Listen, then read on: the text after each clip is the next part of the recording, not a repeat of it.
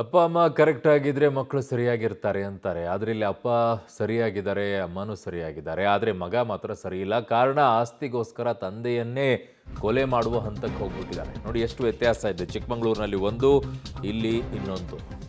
ಕೋಟ್ಯಾಂತರ ಮೌಲ್ಯದ ಆಸ್ತಿಗಾಗಿ ಮಕ್ಕಳಿಂದಲೇ ಹತ್ಯೆ ಆಗಿರುವಂತ ಪ್ರಕರಣ ಇದು ಬೆಂಗಳೂರಿನಲ್ಲಿ ನಡೆದಿದೆ.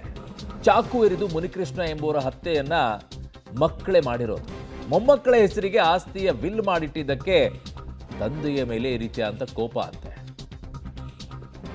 ಆಸ್ತಿಗೋಸ್ಕರ ಮಕ್ಕಳು ಮತ್ತೆ ಮುನಿಕೃಷ್ಣ ನಡುವೆ ಗಲಾಟೆ ಅಂತೆ.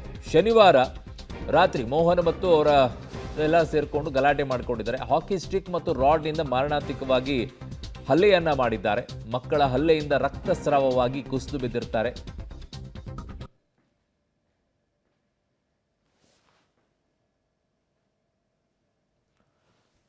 ಬೆಂಗಳೂರಿನಲ್ಲಿ ಆಸ್ತಿಗಾಗಿ ಮಗನಿಂದಲೇ ತಂದೆಯ ಹತ್ಯೆಯಾಗಿರುವಂಥದ್ದು.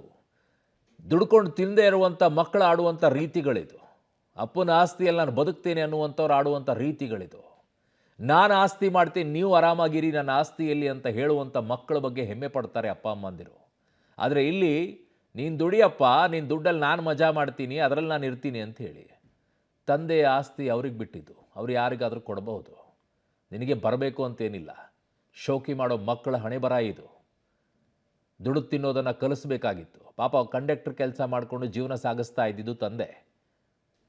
ಕೆಲವೊಂದು ಸಂದರ್ಭದಲ್ಲಿ ಆಸ್ತಿಗಳನ್ನು ಮಕ್ಕಳಿಗೆ ಮಾಡಲೇಬಾರ್ದು ಅಂಥೇಳಿ ದುಡ್ಡು ತಿನ್ನೋಗು, ಇಲ್ಲ ಭಿಕ್ಷೆ ಬಿಡ್ಕೊಂಡು ತಿನ್ನೋಗು ಅನ್ನಬೇಕು. ಅವಾಗ ಸರಿ ಇರುತ್ತೆ ಮಕ್ಕಳಿಗೆ.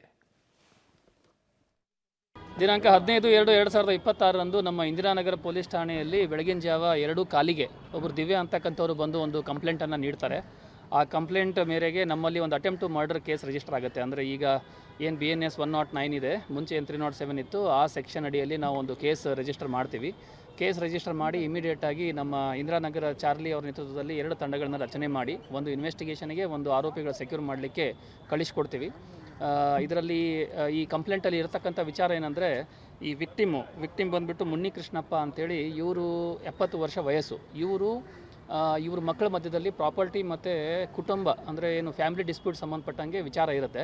ಅದಕ್ಕೆ ಸಂಬಂಧಪಟ್ಟಂಗೆ 14ನೇ ತಾರೀಕು ಸುಮಾರು 9:30 10:00 ಮಧ್ಯದಲ್ಲಿ ಅವರು ನಾಯಿನ ಹಿಡ್ಕೊಂಡು ಹೊರಗಡೆ ಹೋಗಬೇಕಾದ್ರೆ ಏನೋ ಕಟ್ಟಿಗೆ ತೊಗೊಂಡ್ಬಿಟ್ಟು ಈ ಆರೋಪಿಗಳು ಅವರಿಗೆ ಅಸಾಲ್ಟ್ ಮಾಡಿದ್ದಾರೆ ಅಂತಕ್ಕಂಥದ್ದು ಕಂಪ್ಲೇಂಟಲ್ಲಿರುತ್ತೆ.